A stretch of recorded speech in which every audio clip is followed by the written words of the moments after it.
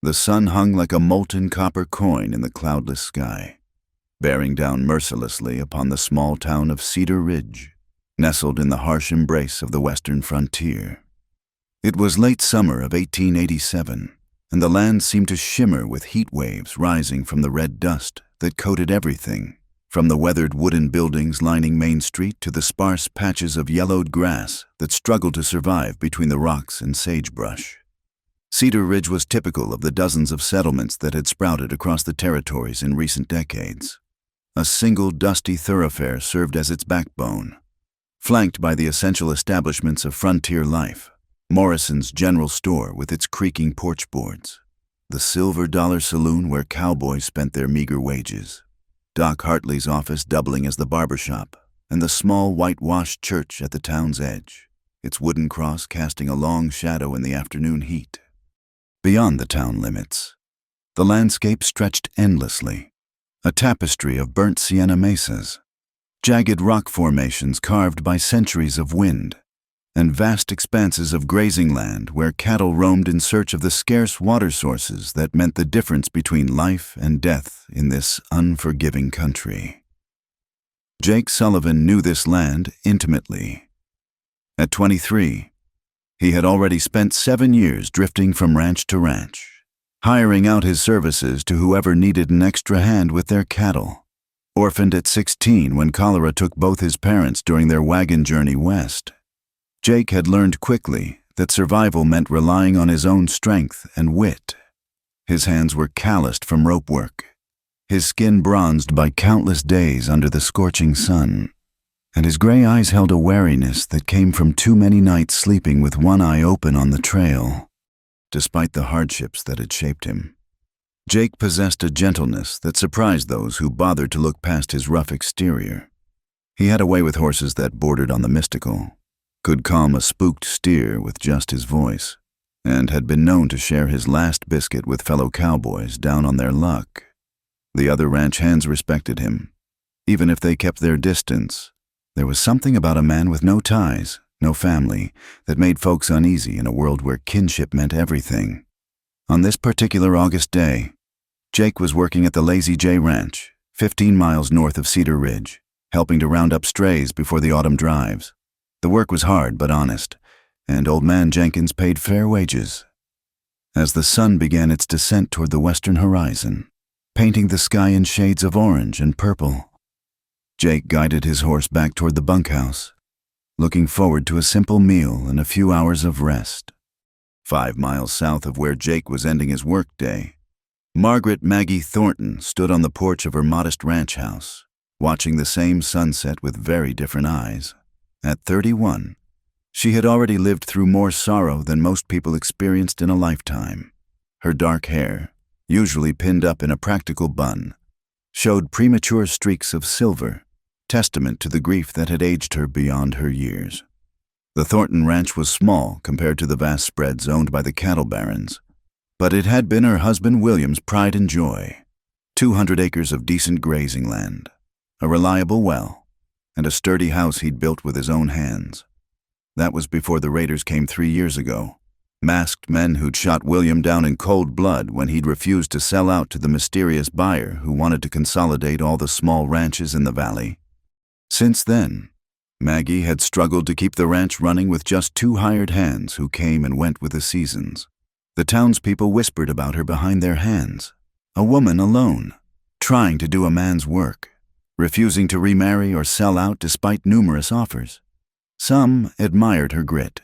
Others thought her foolish or worse.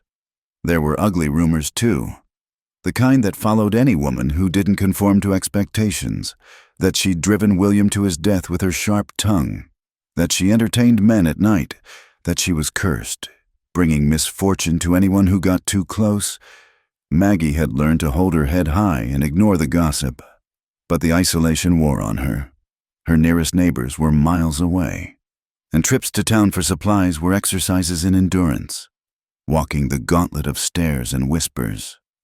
Still, this land was all she had left of William, and she'd be damned if she'd let anyone drive her off it. As darkness began to fall, Maggie noticed something troubling.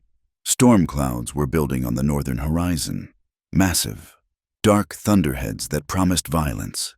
August storms in this country were notorious for their ferocity, bringing lightning that could set the prairie ablaze, flash floods that could wash away months of work, and winds that could tear buildings apart. She hurried to secure what she could, checking that the horses were safely in the stable, closing shutters, and hauling in anything that might become a projectile in high winds. Her 2 hands had left that morning for town and weren't expected back until tomorrow. She was alone, as usual. The storm struck just after midnight with a fury that seemed personal in its intensity. Lightning split the sky in blinding forks. Thunder shook the house to its foundations, and rain fell in sheets so thick that the world beyond the windows disappeared entirely. Maggie lay in her bed, listening to the assault, when she heard something that made her blood run cold, the unmistakable sound of horses screaming. She threw on her robe and boots, grabbed a lantern, and fought her way to the door. The wind nearly tore it from her hands as she stepped into the maelstrom. Through the driving rain, she could see an orange glow from the direction of the stable lightning had struck, and despite the downpour, the old, dry wood of the hay storage was burning. Meanwhile, 5 miles away, Jake had been jolted awake by the same storm. Something in the violence of it, the way the lightning seemed to strike again and again in the same direction, filled him with unease. He'd learned to trust his instincts over the years, and right now they were screaming that someone needed help, against all common sense. He saddled his horse and rode out into the storm, letting instinct guide him south toward where the lightning seemed most concentrated. The ride was treacherous, his horse slipping in the sudden mud. Visibility near zero, the wind threatening to unseat him at every moment. But Jake pressed on, driven by that same inexplicable compassion that made him different from the typical drifting cowboy. He saw the flames before he saw the ranch, a beacon of destruction in the storm-torn night. As he drew closer, he could make out a figure struggling with the stable doors, trying desperately to free the panicked horses trapped inside. Without hesitation, Jake spurred his mount forward, leaping from the saddle before the horse had even stopped. "Get back!" he shouted over the roar of wind and flames. Pushing past the figure, a woman, he realized with shock, and attacking the stubborn door. The heat was intense, the smoke choking, but together they managed to wrench it open. The horses burst out in a thunder of hooves, wild-eyed with terror but alive. Jake grabbed a bucket and began the futile task of fighting the flames while the woman, Maggie, though he didn't know her name yet, worked beside him with fierce determination. They fought the fire until the rain finally began to win the battle, reducing the flames to hissing, smoking embers. By then, both were soaked to the skin, exhausted, coughing from smoke inhalation. "Come inside," Maggie said, having to shout to be heard over the storm. "You'll catch your death out here." Jake hesitated. He knew the impropriety of entering a woman's home at night, alone.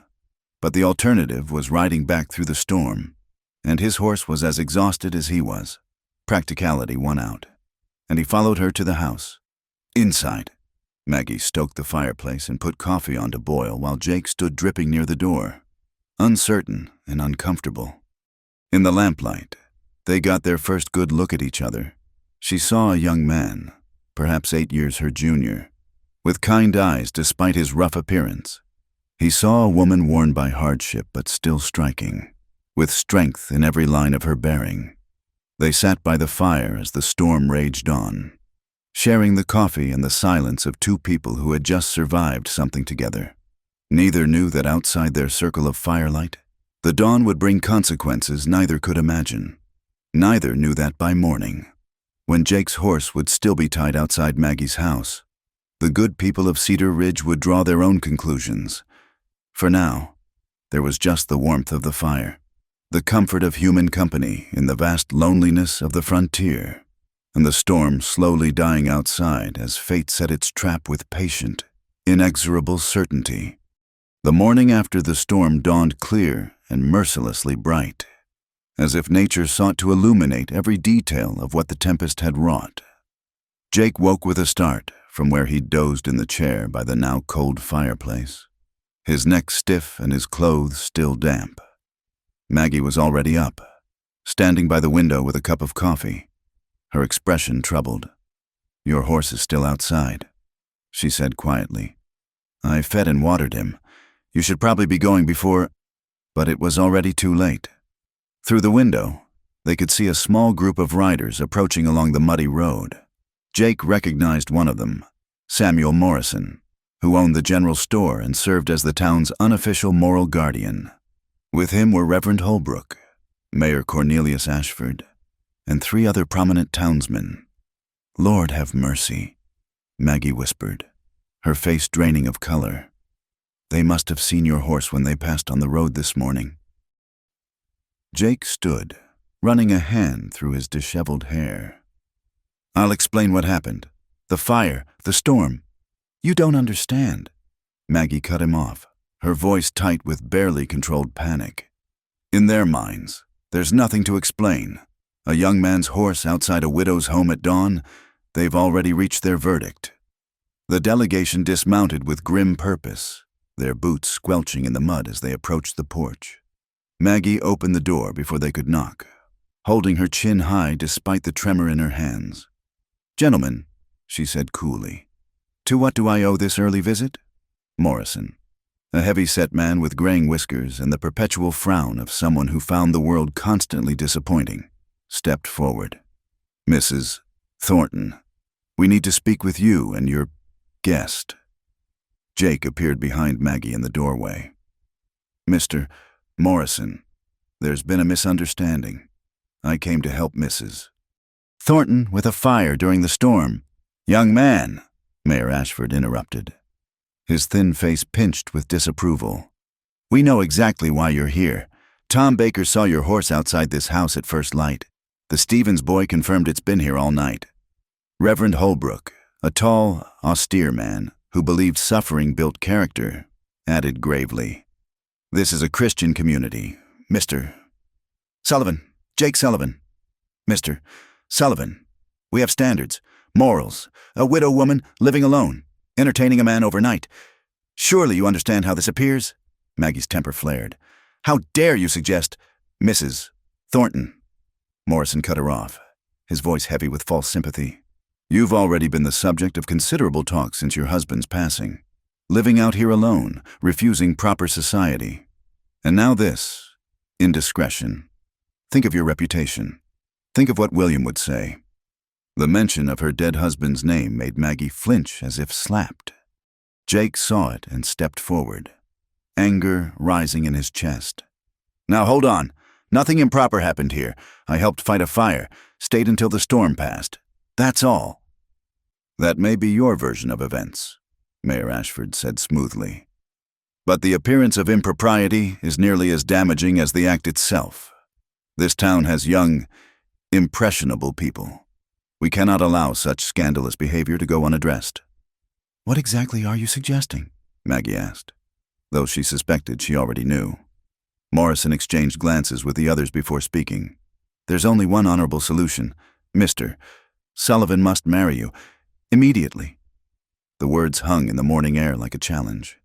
Jake felt his jaw drop. "Marry? You can't be serious. Deadly serious," Reverend Holbrook intoned. "It's that, or you both leave Cedar Ridge and never return. We won't tolerate moral corruption in our community." "This is insane," Jake protested. "We did nothing wrong." "The boy's right," Maggie said, finding her voice. "This is persecution, plain and simple. You have no proof of any wrongdoing, no authority to force—" "We have all the authority we need," Mayor Ashford interrupted coldly. "The town charter gives us the right to maintain public morals and decency. Your ranch depends on access to town resources, the bank, the general store, the grain mill, all of which can be denied to those who flout our community standards." The threat was clear. Without access to town services, Maggie's ranch would fail within months. She'd be forced to sell, probably to whoever was behind the systematic buying up of small ranches in the valley. Jake saw the trap closing around them. These men didn't care about morality. They wanted Maggie gone, and this was their opportunity. The question was why, and who was pulling their strings? You can't force people to marry. he said, trying one last appeal to reason. "We're not forcing anything," Morrison replied with a cold smile. "We're simply outlining the consequences of choices. You chose to spend the night here. Now you must choose. Marriage or exile. Both of you." Maggie stood very still, her mind racing.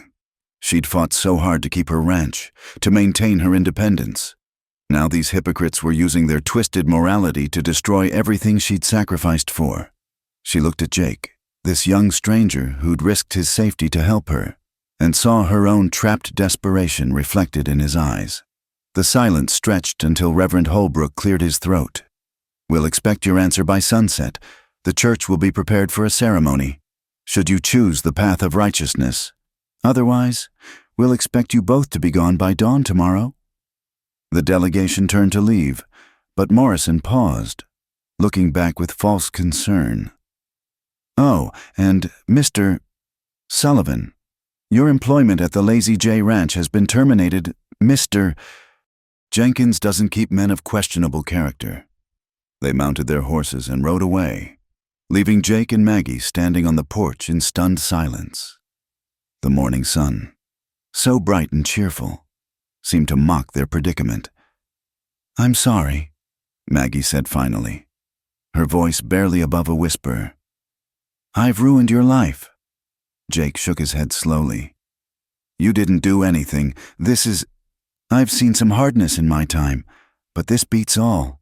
He looked at her, really looked at her, seeing past the immediate crisis to the woman who'd fought a fire beside him, who'd stood up to those men with backbone even when threatened. "What will you do?"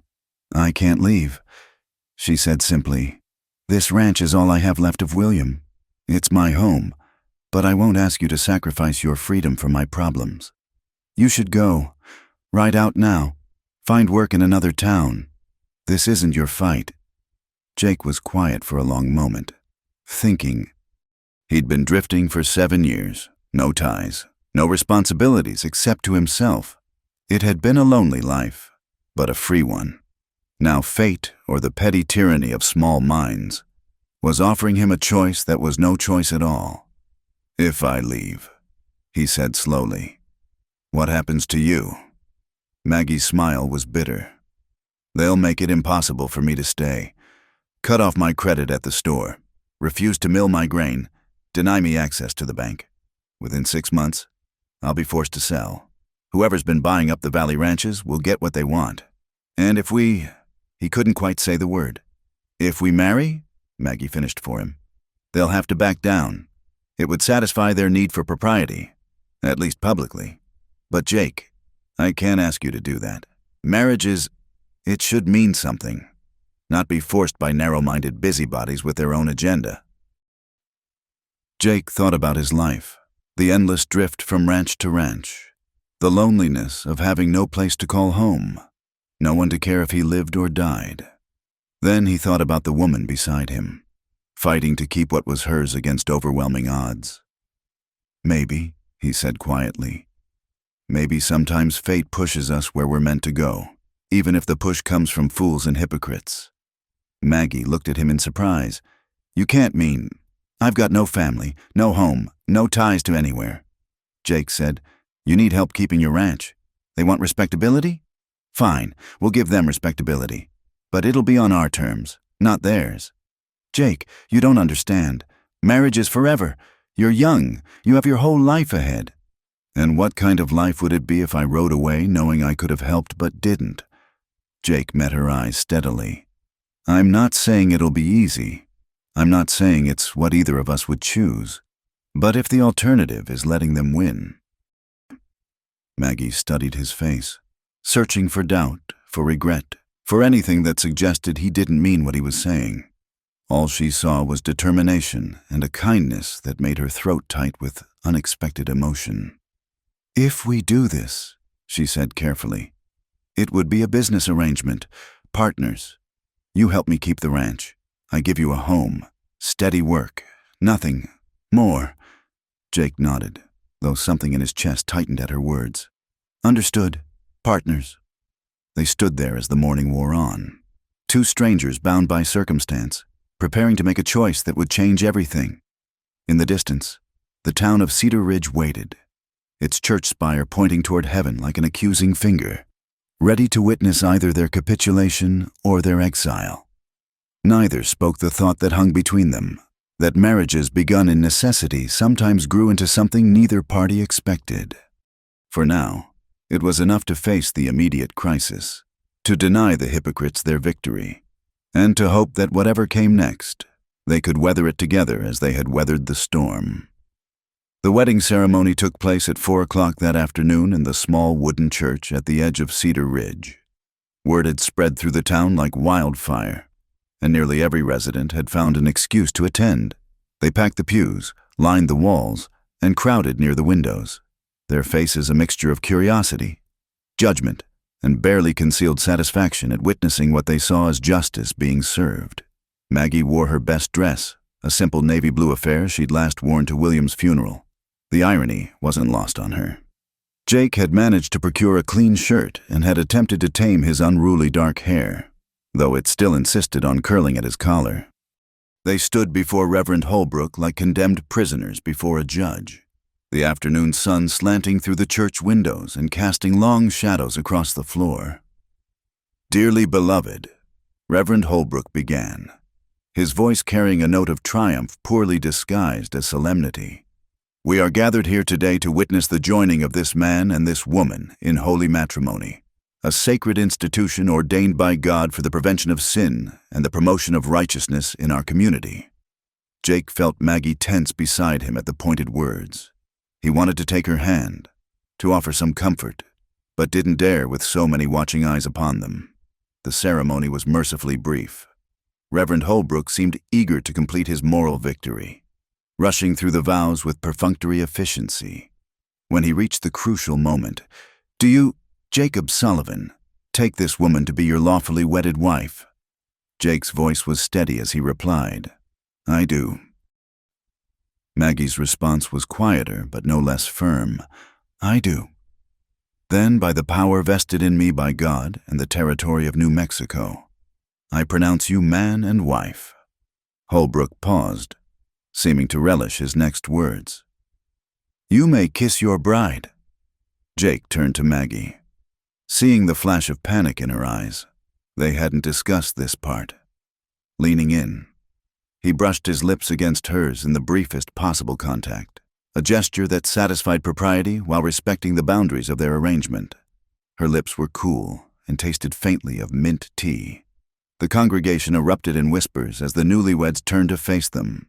Some faces showed smug satisfaction, others disappointment that the ceremony had proceeded without drama. Near the back, Jake noticed a well-dressed man he didn't recognize, watching with particular interest before slipping out the door. Outside the church, the townspeople clustered around them, offering congratulations that ranged from genuine to barely veiled mockery. Mrs. Abigail Pearson, the banker's wife and Cedar Ridge's premier gossip, pressed forward with a smile sharp as broken glass. "My dear Mrs. Thornton. Oh, I suppose it's Mrs. Sullivan now, isn't it? Such a whirlwind romance. Why, just yesterday you were a widow, and now look at you, a blushing bride again. Your dear William must be rolling in his grave." Maggie's fingers clenched in the folds of her skirt, but her voice remained level. "I'm sure William would want me to do whatever necessary to protect the ranch he loved. Of course, dear, and Mr. Sullivan.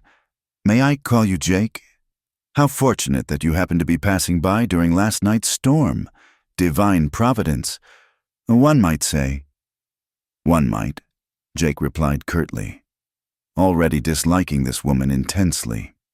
Morrison appeared at Abigail's elbow, his merchant smile not reaching his eyes. "I trust this settles matters satisfactorily. Your credit at the store has been reinstated, Mrs. Sullivan, though I do hope this will be the last time we need to intervene in personal matters." "Your concern is touching, Mr. Morrison," Maggie replied, "though I can't help wondering why you take such interest in my personal affairs when you showed so little concern after my husband's murder." Morrison's face darkened. "That was a tragedy, of course, But the law investigated. The law did nothing, Maggie interrupted. Just as it does nothing about the mysterious fires and accidents that keep forcing small ranchers to sell. But I suppose that's not the kind of moral issue that concerns you. An uncomfortable silence fell over the gathered crowd. Jake stepped closer to Maggie, a subtle show of support that wasn't lost on the onlookers. "We should be going," he said. "It's a long ride back to the ranch." They made their escape to where Jake's horse and Maggie's wagon waited. As Jake helped her up onto the seat, Mayor Ashford approached one last time. "I hope you both understand that Cedar Ridge expects its married couples to behave with appropriate decorum," he said meaningfully. "We'll be watching." "I'm sure you will," Jake replied, climbing up beside Maggie and taking the reins. "Good day, Mayor." As they drove away, Maggie sat rigidly beside him, hands folded in her lap. The town fell behind them, but the weight of what they'd just done seemed to grow heavier with each turn of the wheels. The sun was setting by the time they reached the ranch, painting the sky in shades of purple and gold. The house that had seemed merely modest that morning now loomed before them, full of implications neither was ready to face.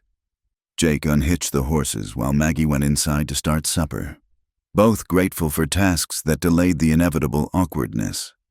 When Jake finally entered the house, he found Maggie in the kitchen, moving with mechanical precision as she prepared a simple meal of beans and cornbread.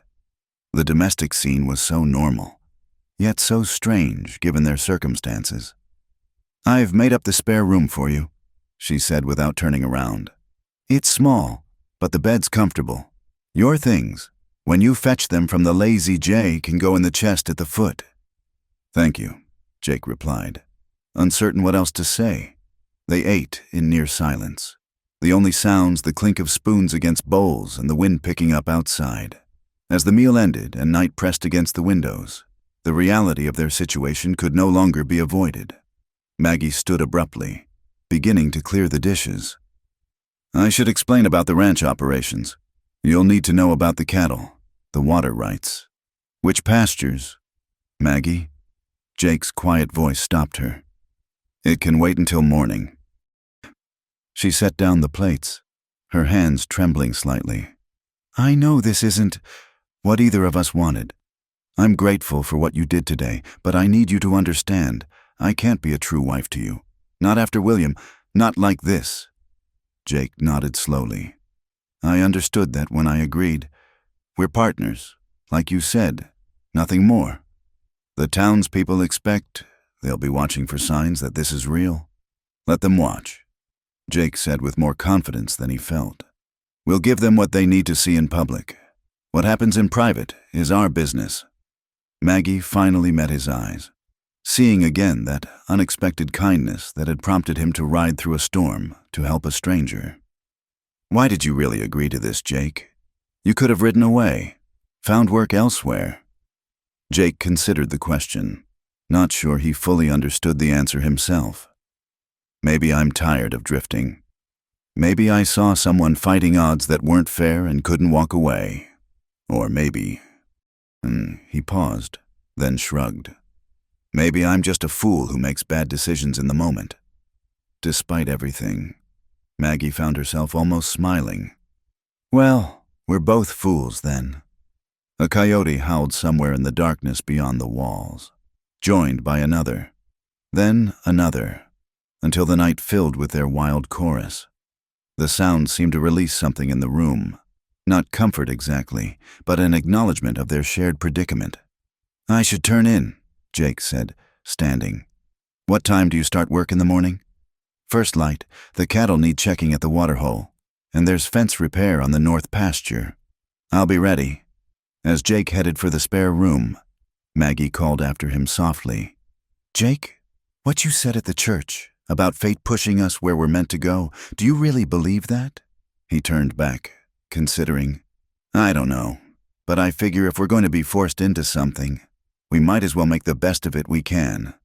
After he'd gone, Maggie stood alone in the kitchen, the lamp casting her shadow large against the wall.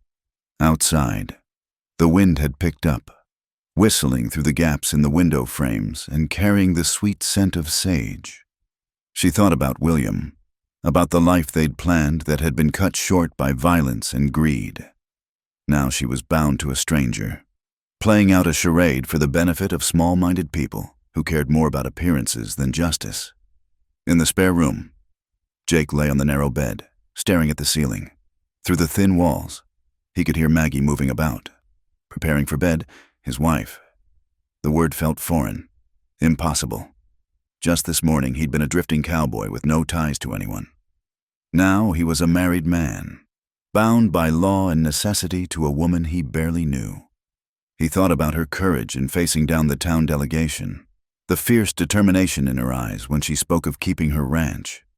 There were worse reasons to marry, he supposed, than mutual respect and shared defiance of injustice. As the house settled into nighttime quiet, both lay awake in their separate rooms, listening to the wind and wondering what they'd gotten themselves into. Outside, the vast Texas night stretched endlessly, full of dangers and possibilities they couldn't yet imagine. The words Jake had spoken seemed to hang in the darkness between them. Forced to wed the widow, the young cowboy yielded. Their first night shattered the sleeping town. Indeed, the reverberations of this day would echo through Cedar Ridge for weeks to come, setting in motion events that neither could foresee. But for now, there was only the quiet breathing of two strangers under the same roof, bound by law, if not by love, facing an uncertain future together.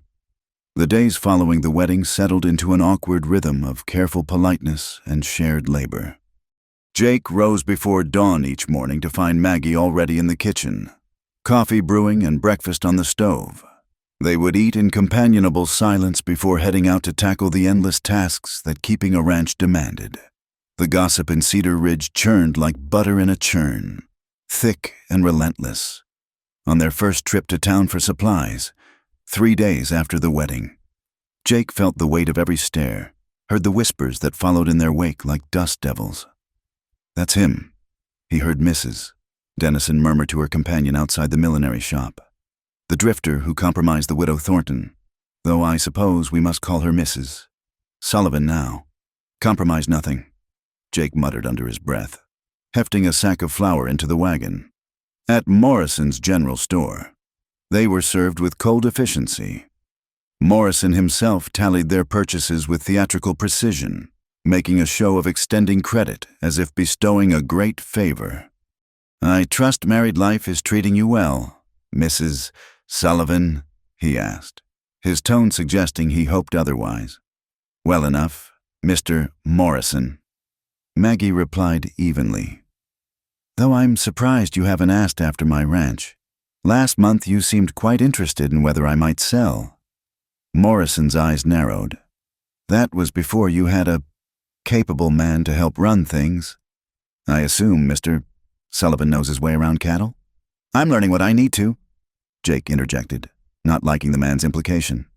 As they loaded their supplies, a group of cowboys from one of the larger spreads lounged against the hitching posts, making no effort to hide their amusement. "Hey, Sullivan," one called out, a mean-faced hand named Briggs, whom Jake recognized from his time at the Lazy J. "Heard you found yourself a cozy situation, nothing like marrying into property, eh?" Jake's hands tightened on the reins, but Maggie placed a warning hand on his arm. "Don't, that's what they want."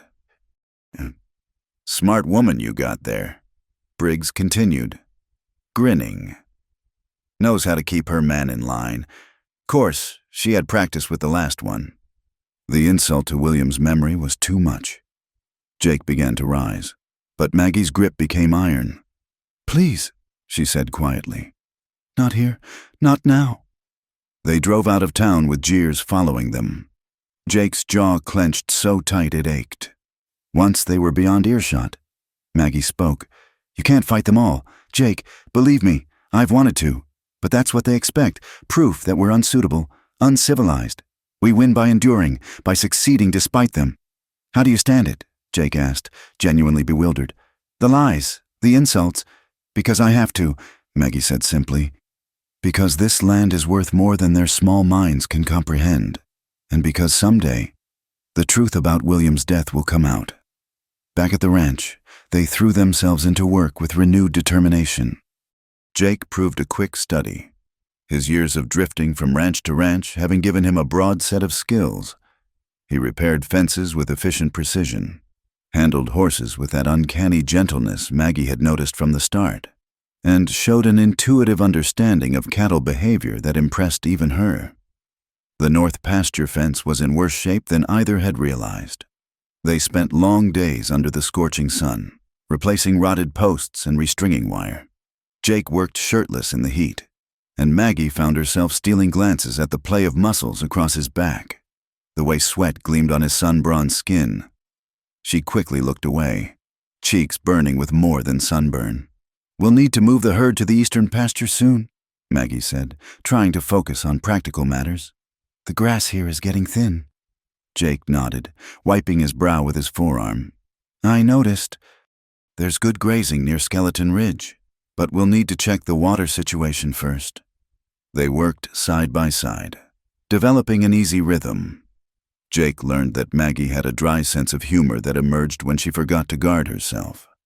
Maggie discovered that Jake's quietness hid a sharp intelligence and an unexpected appreciation for the land's harsh beauty.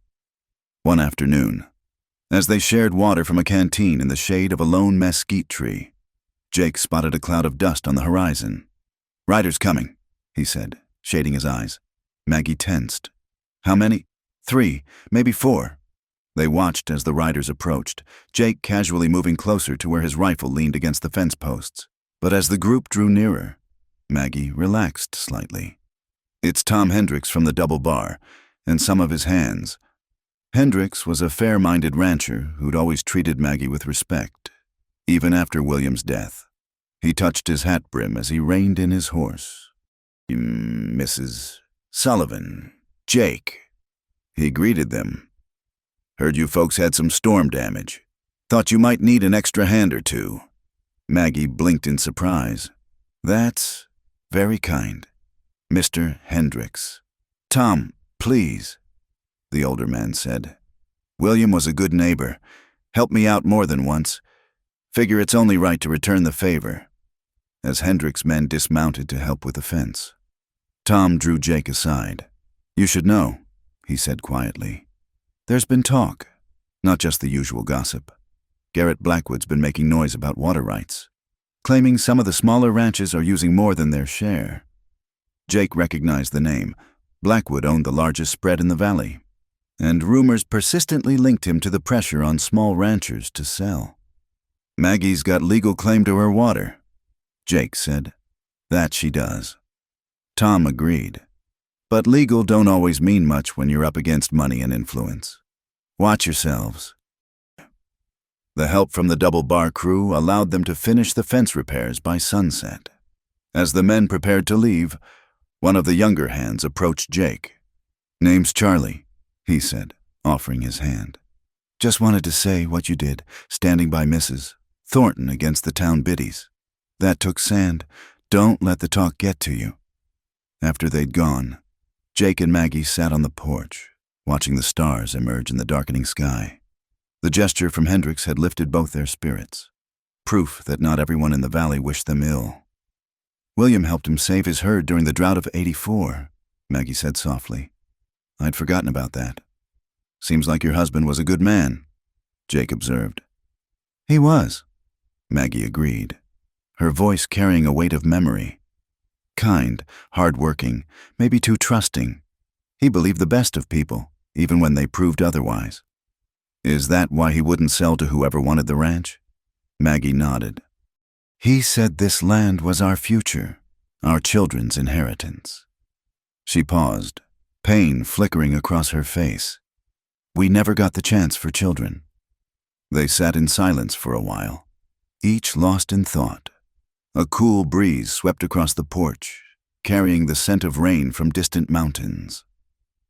"Jake," Maggie said suddenly, "what you're doing, staying, helping, enduring all this talk.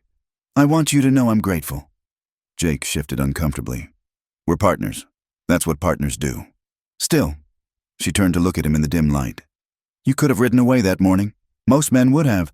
I'm not most men, Jake said simply. No, Maggie agreed quietly. You're not. Something passed between them in that moment. Not quite understanding, not yet trust, but perhaps the beginning of both. Then Maggie stood, breaking the spell. Early day tomorrow, she said. We need to check the water holes before we move the cattle. As she went inside, Jake remained on the porch, thinking about Tom Hendrick's warning. Blackwood was a name he'd heard before, always in connection with trouble for smaller ranchers. If the man was setting his sights on Maggie's water rights, they'd need to be ready. He thought too about the way Maggie had looked in the fading light. The strength and sadness mingled in her face. This arrangement of theirs was supposed to be simple, a business partnership, nothing more. But sitting beside her on the porch, feeling the quiet companionship of shared silence, Jake realized simple was the one thing this would never be. In town, behind the closed doors of the Cattlemen's Association, other conversations were taking place. Garrett Blackwood sat behind a massive oak desk, studying a map of the valley's water sources. Morrison stood before him, hat in hands. The marriage complicates things, Morrison was saying. We can't pressure her the same way now. Every complication has a solution, Blackwood replied, his voice smooth as oil. Young Sullivan's an outsider, a drifter, no roots, no connections except to her. That makes him vulnerable. What are you suggesting?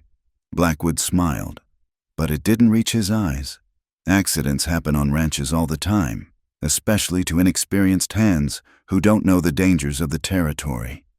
Morrison shifted uneasily. Now, Mr. Blackwood, I agreed to help with the business aspects, but you agreed to help me consolidate the valley holdings. Blackwood cut him off. How that happens isn't your concern. Just keep the pressure on in town. Make their lives difficult. I'll handle the rest. As Morrison left, Blackwood turned back to his map. The Thornton Ranch sat right on the best water source in the Eastern Valley. With control of that water, he could force out the remaining small ranchers and create an empire to rival anything in Texas. A widow and a drifter playing at marriage wouldn't stand in his way. One way or another, he'd have that land. Back at the ranch, unaware of the storm clouds gathering, Jake and Maggie prepared for another day of hard work and careful navigation of their unusual partnership, each beginning to realize that what had started as a forced arrangement was becoming something neither had expected nor could quite name. The trouble came on a blazing afternoon 2 weeks later.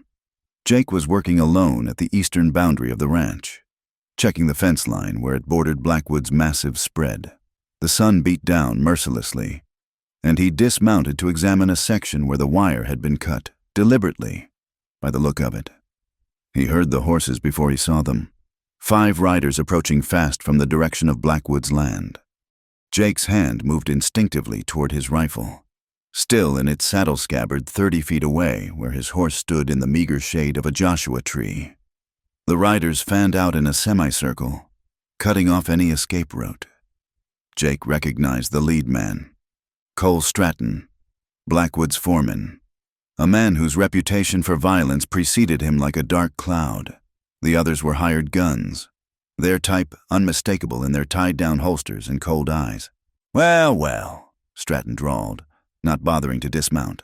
The new husband, heard you've been making yourself comfortable on the Thornton spread. Sullivan Ranch now, Jake corrected, keeping his voice steady despite the odds. And you're trespassing. Stratton laughed, an ugly sound. That's real cute. Boy plays house for a few weeks and thinks he's a rancher. His expression hardened.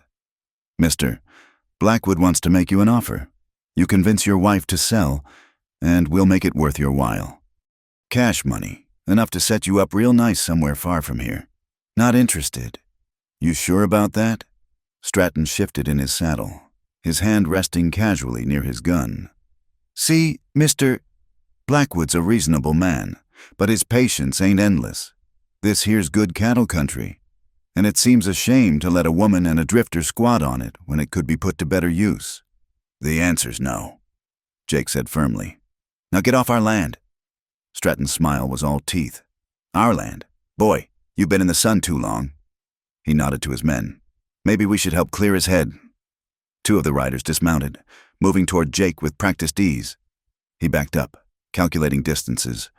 Knowing he couldn't reach his rifle in time, the first man rushed him, and Jake sidestepped, using the attacker's momentum to send him sprawling. But the second was on him immediately, landing a solid punch to his ribs. The fight was brutal and brief.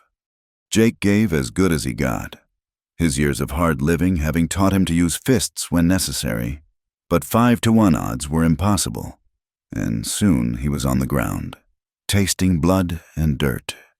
Stratton dismounted leisurely, standing over Jake. "This is just a friendly warning. Next time, we won't be so gentle." He drew his gun, not pointing it but letting it hang meaningfully at his side. "Accidents happen out here all the time. Man could get snake bit, fall off his horse, catch a stray bullet during target practice. Why, just 3 years ago, Will Thornton found out how dangerous this country can be." Jake's blood ran cold. Through split lips, he managed, "You killed him." "Me?" Stratton holstered his gun with mock innocence. "I was playing cards in town that night, lots of witnesses. But like I said, this is dangerous country. Smart man would take the money and ride out while he still can." They mounted up and rode off, leaving Jake struggling to his feet. His ribs screamed protest, and one eye was already swelling shut. But worse than the physical pain was the implications of Stratton's words. They'd killed William, and now they were threatening him. He managed to mount his horse and ride back to the ranch house, each jostle sending fire through his battered body. Maggie saw him coming from the porch and ran to meet him, her face paling at his condition. "My God, Jake, what happened?" "Blackwood's men," he said, letting her help him down from the saddle. "Had a message to deliver." She helped him inside, her touch gentle but her eyes blazing with fury. As she cleaned his wounds at the kitchen table, he told her everything: the cut fence, Stratton's offer, the threat, and most importantly, the admission about William. Maggie's hand stilled at that last part. He said that? About William? Not in so many words, but the meaning was clear. They killed him. Maggie, and they'll kill again to get this land. She sank into a chair, her face a mask of conflicting emotions. Grief, rage, vindication. "I knew it. Everyone said I was crazy, that grief was making me see conspiracies. But I knew William would never have been careless enough to get ambushed by common thieves." Jake reached across the table, taking her hand. "We need to be careful. Maybe consider—" "No." Her voice was steel. "I don't care if Blackwood sends 100 men. I'm not selling. Not now. Not ever. They killed my husband for this land. I'll die before I let them profit from it. That's what I'm afraid of," Jake said quietly. Maggie looked at him then, really looked at him, his face battered for defending her interests, his eyes concerned not for himself, but for her. Something shifted in her chest, a warmth she hadn't expected. "I'll get Tom Hendricks," she said. "He needs to know about this, and Doc Hartley should look at those ribs." "I'm fine," Jake protested, but she was already reaching for her shawl. "You're not fine. You're hurt because of me, because of my fight." Her voice caught slightly. "Please, Jake, let me help you like you've been helping me." While she was gone, Jake sat on the porch despite his pain, rifle across his lap, watching the horizon. If Blackwood thought one beating would scare him off, the man had misjudged. Jake had been pushed around his whole life, by circumstances, by fate, by men who thought might made right. But here, on this land, beside this woman, he'd found something worth standing for. Maggie returned with not just Doc Hartley and Tom Hendricks, but also Sheriff Ben Cray, a decent man who'd always seemed frustrated by his inability to solve William's murder. Doc Hartley examined Jake with professional efficiency. 2 cracked ribs, various contusions. You're lucky they didn't do worse. They were sending a message, not trying to kill him. Tom said grimly. "Yet." Sheriff Cray took Jake's statement, his expression darkening with each detail. "Stratton's too smart to have said anything actionable, but this combined with the pattern of pressure on small ranchers. I'll wire the federal marshal. This is bigger than what I can handle alone." How long until the marshal arrives? Maggie asked. Could be weeks, maybe longer. They're stretched thin. The sheriff looked uncomfortable. Until then, you folks need to be careful. Maybe consider staying in town. No, Jake and Maggie said simultaneously, then looked at each other in surprise. We're not abandoning the ranch. Maggie continued. That's what they want. After the men left, with promises from Tom to send over a couple of hands to help watch the place, Maggie helped Jake to bed. The spare room suddenly seemed too far, too separate. You can use the main bedroom, she said. It's closer to the kitchen, easier while you're healing. That's your room. Jake protested. It was our room, mine and William's. She paused, seeming to come to a decision. But William's gone, and you're here, bleeding because you stood up to his killers. Take the room, Jake, please. As she helped him settle in, Jake caught her hand. Maggie, what Stratton said about accidents. I want you to promise me you'll be careful. Don't go anywhere alone. The same goes for you. She replied. We're partners, remember? We protect each other. That night, Maggie made a pallet on the floor of the main bedroom, refusing to leave Jake alone in his condition. In case you need anything, she explained, not meeting his eyes. As darkness settled over the ranch, they lay in their separate beds, acutely aware of each other's presence. The boundaries they'd so carefully maintained were beginning to blur, driven by shared danger and growing trust. Maggie? Jake's voice was soft in the darkness. I'm not going anywhere. Whatever comes, we face it together. There was a long silence before she replied, her voice thick with emotion. Together. Outside, a coyote howled, and the wind whispered threats through the grass. But inside the small ranch house, two people who'd been forced together by circumstance were choosing to stand together by conviction. The fight for the ranch was becoming something more, a fight for justice, for truth, and perhaps for a future neither had imagined possible. In the morning, they would face new challenges. Blackwood wouldn't give up easily, and the violence would likely escalate. But tonight, with Jake healing from wounds earned in her defense and Maggie keeping watch like a guardian angel, they'd found something worth fighting for in each other. The war for the valley was just beginning, but they would face it as they'd learned to face everything else, together. The arrest of Cole Stratton came 3 weeks later, after one of Blackwood's men, liquored up and boastful, had spoken too freely in the Silver Dollar Saloon about teaching that drifter a lesson. Sheriff Cray, who'd been quietly building a case, finally had enough to act. But everyone knew Stratton was just a symptom of the disease, not the cause. The trial was set for the following Monday, and the town buzzed with anticipation. It would be held in the Cattlemen's Association Hall, the only building large enough to accommodate the crowd expected to attend. Jake had been summoned as the primary witness, his testimony crucial to establishing a pattern of intimidation. On the morning of the trial, Jake and Maggie dressed carefully. She wore her best black dress, not the one from their wedding, but another that lent her an air of dignified authority. Jake had acquired a proper suit, the first he'd ever owned, and though it felt foreign on his ranch-hardened frame, he wore it with determination. You look, Maggie paused, searching for words as she adjusted his string tie. Distinguished. I look like a greenhorn playing dress-up, Jake replied, but his complaint was half-hearted. The way she was looking at him made the discomfort worthwhile. The hall was packed when they arrived, every seat was taken, and people lined the walls. Jake noticed the clear division small ranchers and townspeople sympathetic to their cause on one side, Blackwood's men and those in his pocket on the other. Blackwood himself sat in the front row, dressed in an expensive suit, his silver hair gleaming and his expression one of amused confidence. Judge Harrison Morse, brought in from the county seat, called the proceedings to order. The prosecutor, a young man named Daniel Forbes, who'd recently arrived from back east, seemed nervous but determined. Mr. Sullivan. Forbes began after Jake was sworn in. Please tell the court what occurred on the afternoon of August 20th. Jake recounted the events clearly and calmly. The cut fence, the arrival of Stratton and his men, the beating, and most importantly, the threats made.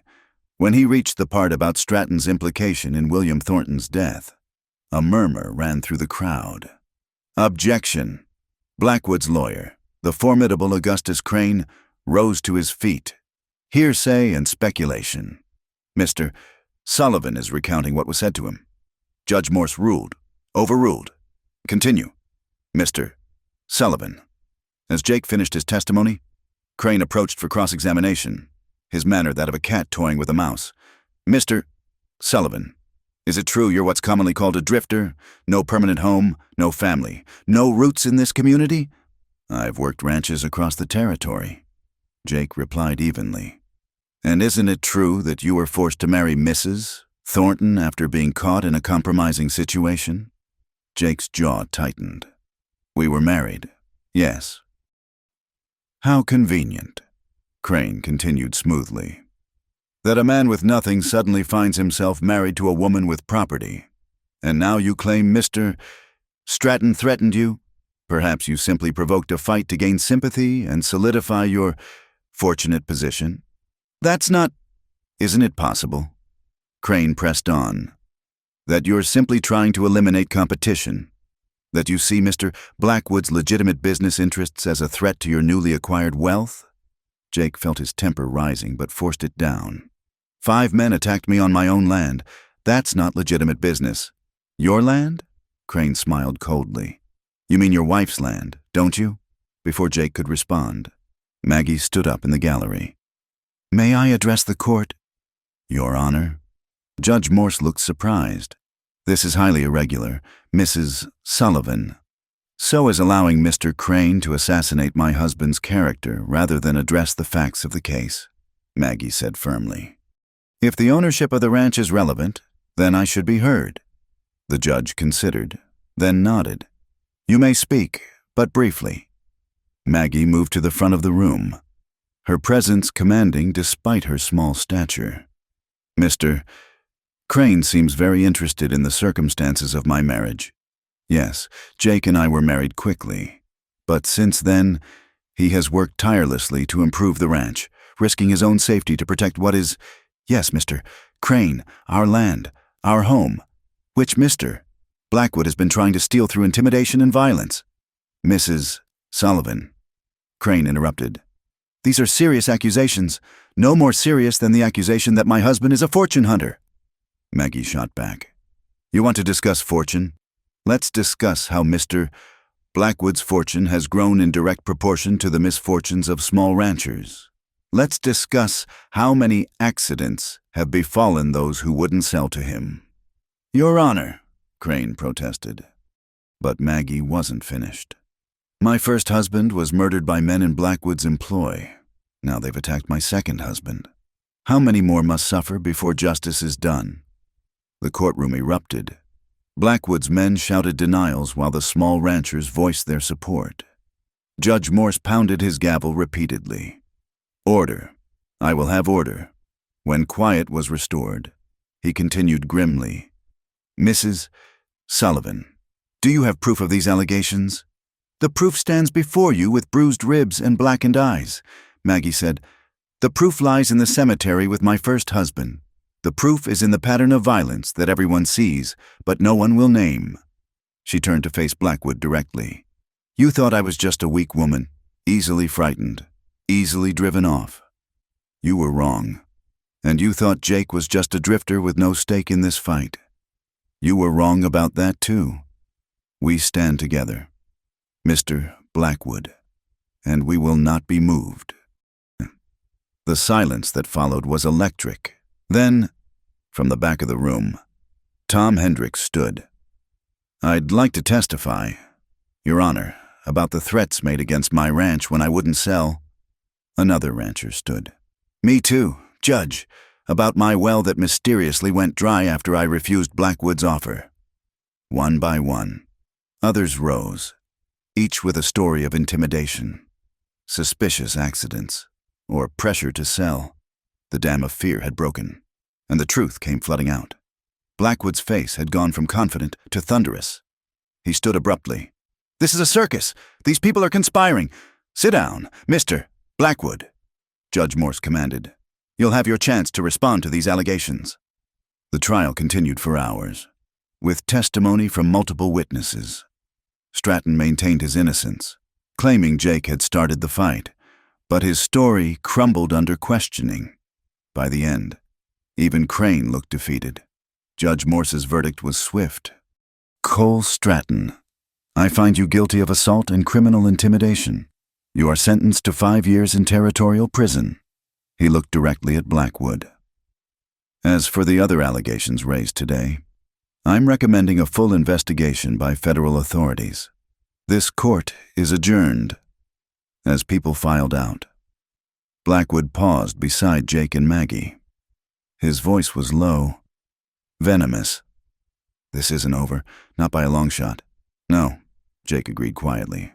"It's not, but today was a good start."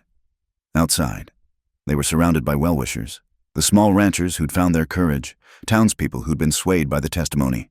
Even some who'd previously shunned them offered congratulations. Mrs. Abigail Pearson, the banker's wife who'd been so cutting after their wedding, approached hesitantly. "Mrs. Sullivan, I owe you an apology. I was quick to judge, to listen to gossip. What you did today, standing up to them, it was very brave." Maggie accepted the apology graciously, though Jake could see the effort it took, as they finally made their way to their wagon, exhausted by the emotional toll of the day. Sheriff Cray stopped them. "You know Blackwood won't take this lying down," he warned. "He's lost face, lost one of his best men. He'll be more dangerous now."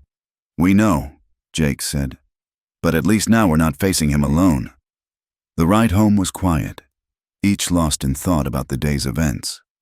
As they pulled up to the ranch house, the setting sun painting the landscape in shades of gold and crimson, Maggie suddenly spoke. "What you endured on that stand, the way Crane tried to tear you down, I'm sorry you had to go through that." "It was worth it," Jake said simply. "Seeing you stand up there, speaking truth to power, I've never seen anything like it." She turned to him, eyes bright with unshed tears. "We make a good team, don't we?" "The best," he agreed. That night, as they sat on the porch going over the day's events, there was a new ease between them. The trial had forced them to publicly claim each other, to stand together against attack.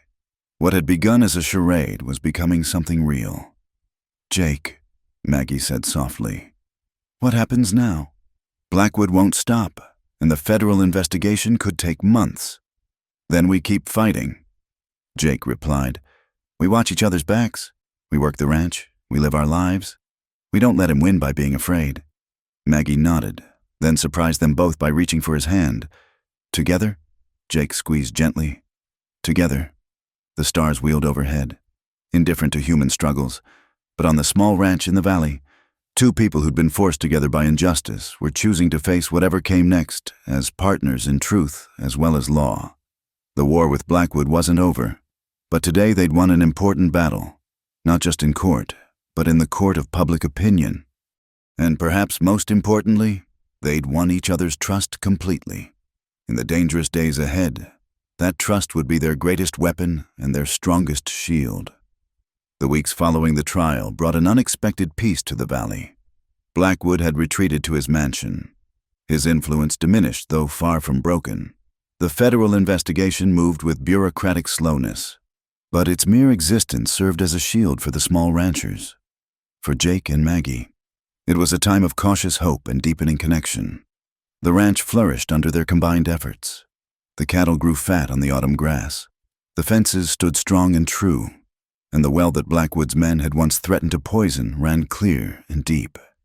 Jake had proven himself not just as a worker, but as a true partner, implementing improvements that increased efficiency and reduced the back-breaking labor.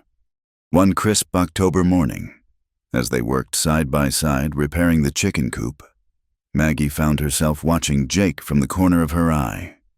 The way he handled his tools with quiet competence, the patience he showed with the stubborn wood. The small smile that crossed his face when he thought she wasn't looking, all of it stirred something in her chest she'd thought buried with William. "You're staring," Jake said without looking up, a hint of amusement in his voice. Maggie flushed, turning back to her work. "Just making sure you're doing it right." "Uh-huh." He straightened, stretching his back. "That's why your hammer's been hitting the same nail for 5 minutes." She looked down, realizing he was right. The nail was driven so deep it had nearly disappeared into the wood. "I was distracted by my superior carpentry skills. By your modesty," she shot back, but she was smiling. These moments of easy banter had become more frequent, the careful politeness of their early days giving way to genuine companionship. In the evenings, they'd taken to sitting together by the fire, Jake reading aloud from the books William had collected while Maggie mended clothes or worked on the ranch ledgers. It was during one such evening that Jake closed the book, a collection of Shakespeare's sonnets, and cleared his throat nervously. "Maggie, I've been thinking." She looked up from her sewing. About us, about this arrangement." He set the book aside, choosing his words carefully. "When we married, it was to save your ranch, to satisfy the town's moral outrage, but now, her voice was barely above a whisper, "Now I find myself thinking it's the best thing that ever happened to me. Not the circumstances that forced it, but us, working together, building something together." He met her eyes. "I guess what I'm trying to say is, I'd like to court you proper, if you're willing." Maggie's hand stilled on the fabric. "Court me, Jake. We're already married." "In law, yes, but not—" He gestured helplessly. "Not in heart. I'd like to change that. If you'll let me. Take you on rides that aren't about checking fence lines. Bring you flowers that aren't just wildflowers I happen to pass. Talk about things that aren't just ranch business." She was quiet for so long Jake feared he'd overstepped. Then she carefully set aside her sewing and moved to sit beside him on the small sofa. "I loved William," she said softly. "Part of me always will. When he died, I thought that part of my life was over. I never expected—" She looked at him, eyes shining. "I never expected to feel this way again." "And what way is that?" Jake asked, hardly daring to breathe. "Like my heart might have room for another love, different from the first, but no less real." She reached for his hand. "Yes, Jake Sullivan, you may court me."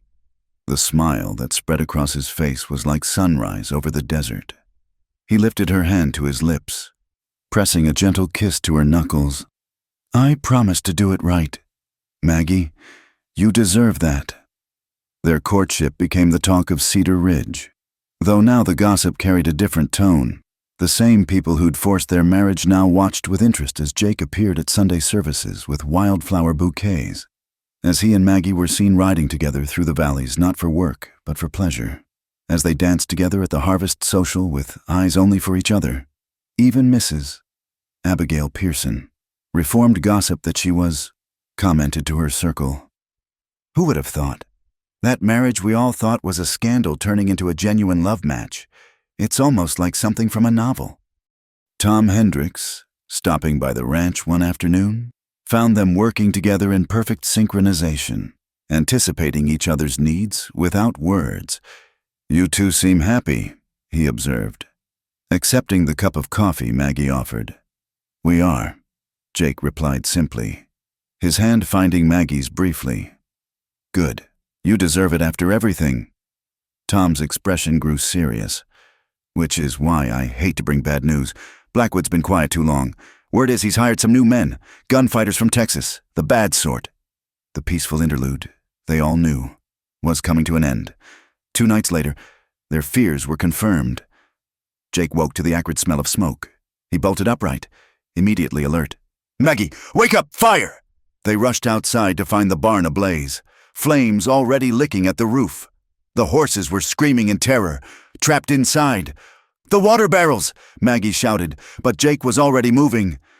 They fought the fire with desperate efficiency, managing to free the horses and save most of the structure, though the damage was significant. As dawn broke over the smoky ruins, They found the evidence oil-soaked rags that had been no accident. Sheriff Cray arrived by mid-morning, his face grim as he surveyed the damage. "I'll add this to the federal report, but without witnesses, we know who's responsible," Jake said flatly. "Knowing and proving are different things." The sheriff looked tired, older. "I've sent word to the federal marshal again, stressed the urgency. Until then, we protect ourselves." Maggie finished. That night, as they kept watch in shifts, Maggie found Jake standing at the window, rifle in hand, staring out at the darkness. "What are you thinking?" she asked, moving to stand beside him. "I'm thinking that I finally found something worth fighting for, and I'll be damned if I let Blackwood take it away." He looked down at her. "I'm thinking that I love you, Maggie Sullivan, and I should have said it sooner." She reached up, cupping his face in her hands. "I love you too, Jake. Not because you're helping me save the ranch, not because the town forced us together, but because of who you are. Your strength, your kindness, your terrible jokes when you're trying to make me smile." "My jokes aren't terrible," he protested weakly. "They're awful," she assured him, then pulled him down for a kiss that was nothing like their brief touch at the wedding. This was real, passionate, a claiming and a promise all at once. When they parted, both breathing unsteadily, Jake rested his forehead against hers. "Whatever comes next, we face it together." "Together," she agreed. Outside, a coyote howled in the distance, and the wind carried the faint scent of smoke from the damaged barn. The war with Blackwood was escalating, and they both knew darker days were ahead. But in this moment, in each other's arms, they'd found something stronger than fear, more enduring than adversity. They'd found love, not the forced affection of an arranged marriage, but the deep, true love that grows between two people who choose each other every day, who build something together with their own hands and hearts. It was a love worth fighting for, worth risking everything for. As the stars wheeled overhead and another dawn approached, Jake and Maggie stood together at the window, keeping watch over their land and their future. The boy who'd been drifting all his life had found his home, and the widow who'd thought her heart was buried had found it beating again. The battle for the valley wasn't over, but they were no longer fighting just for land or justice. They were fighting for the life they'd built together, for the love they'd discovered in the most unlikely circumstances, and for the future they dared to dream of despite all odds. In the distance, storm clouds gathered on the horizon, but closer to home, in a small ranch house in the desert, two hearts beat as one, ready for whatever came next. The federal marshal arrived on a November morning when the sky hung low and gray, promising winter's first snow. Marshal James McKenna was a tall, weathered man with eyes that had seen too much and a reputation for incorruptible justice. His arrival sent ripples through Cedar Ridge like a stone dropped in still water. Jake and Maggie sat on their porch that evening, watching the sun paint the mountains crimson and gold. The ranch had recovered from the barn fire, rebuilt stronger than before with help from neighboring ranchers who'd found courage in solidarity. Their love had deepened through the trials, transforming from unexpected affection into unshakable devotion. "Feels like the calm before the storm," Maggie said softly, her hand entwined with Jake's. "Maybe," Jake agreed. "But this time we're not facing it alone." The investigation moved swiftly. McKenna was thorough, interviewing dozens of witnesses, examining property records, and uncovering a web of corruption that stretched from Blackwood's mansion to the territorial capital. The evidence was damning forged documents, bribed officials, and a clear pattern of violence against those who refused to sell. On the night before Blackwood's arrest, Jake woke to find Maggie's side of the bed empty. He found her at the window, moonlight silvering her face as she gazed out at their land. "Couldn't sleep?" he asked, wrapping his arms around her from behind. "I was thinking about William," she admitted. "How he'd feel about all this, about us." Jake was quiet for a moment. "I think he'd be glad you're not alone, that someone's here to protect what he loved." She turned in his arms, eyes bright with unshed tears. "He would have liked you. I think you're both men of integrity." She touched his face gently. "I never thought I could love again after losing him. But you've shown me that the heart has infinite capacity for love, that honoring the past doesn't mean forsaking the future." They stood together in the moonlight. Two souls who'd found each other through circumstances neither would have chosen, but both now cherished. Outside, the vast western landscape stretched endlessly, harsh and beautiful, demanding and giving, just like the love they'd discovered. The arrests came at dawn. McKenna and his deputies swept through the valley like avenging angels. Blackwood was taken from his mansion in shackles, his empire crumbling as quickly as it had been built on others' misfortune.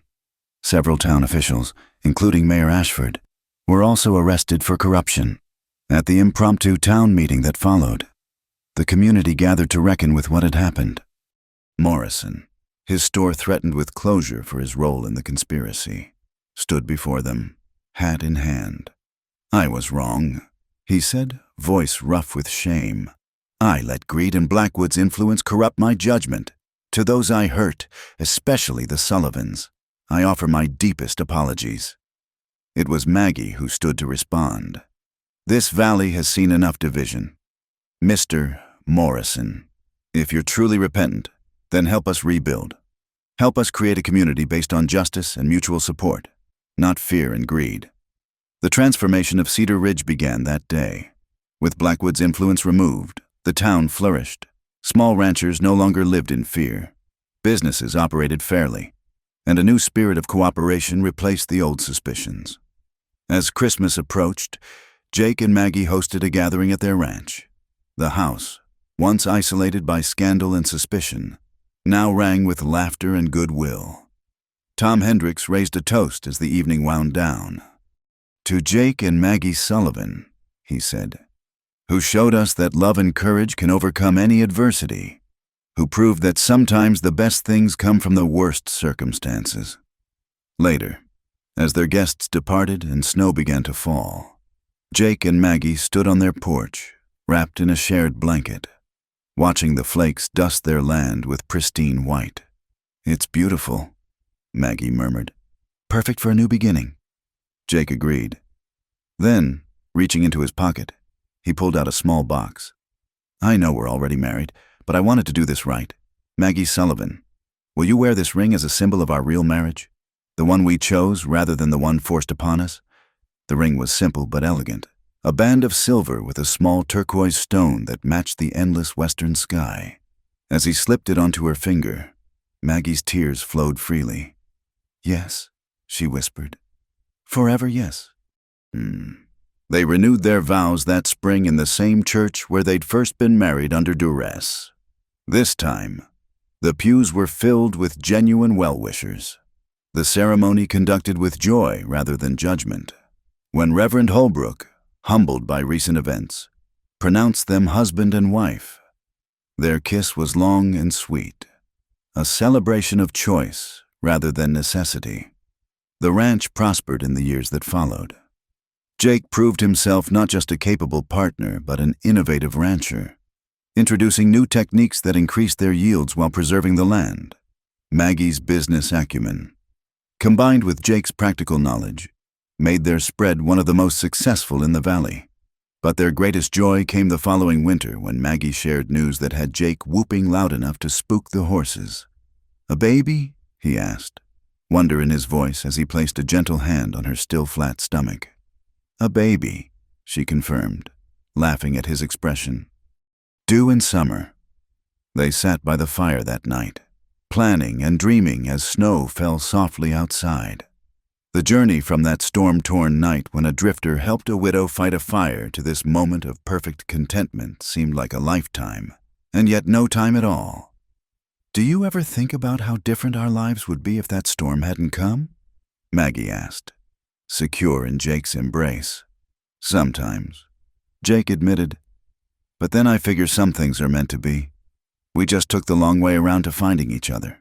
She smiled, remembering his words from so long ago. "Fate pushing us where we're meant to go." Something like that. He kissed her temple. "Though I prefer to think we made our own fate. Took what the world threw at us and built something beautiful from it." As the fire crackled and the wind sang through the eaves, they sat in comfortable silence, two hearts that had found home in each other. The harsh western landscape that had tested them now sheltered them, and the love that had grown from forced circumstances had become the bedrock of their lives. In the morning, there would be work to do, cattle to tend, fences to mend, a future to build. But tonight, in their small ranch house beneath the vast starry sky, Jake and Maggie Sullivan had everything they needed, each other, their land, and the promise of all the tomorrows to come.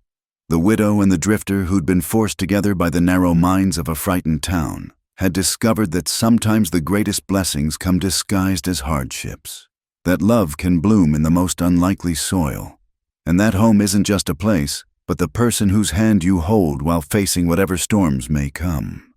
Their first night had indeed shattered the sleeping town, but from those fragments, they'd built a life more beautiful than either had dared to dream. Thank you so much for listening to this Wild West love story. I'd love to know where in the world you're enjoying this tale. Drop a comment below and let's connect across the miles.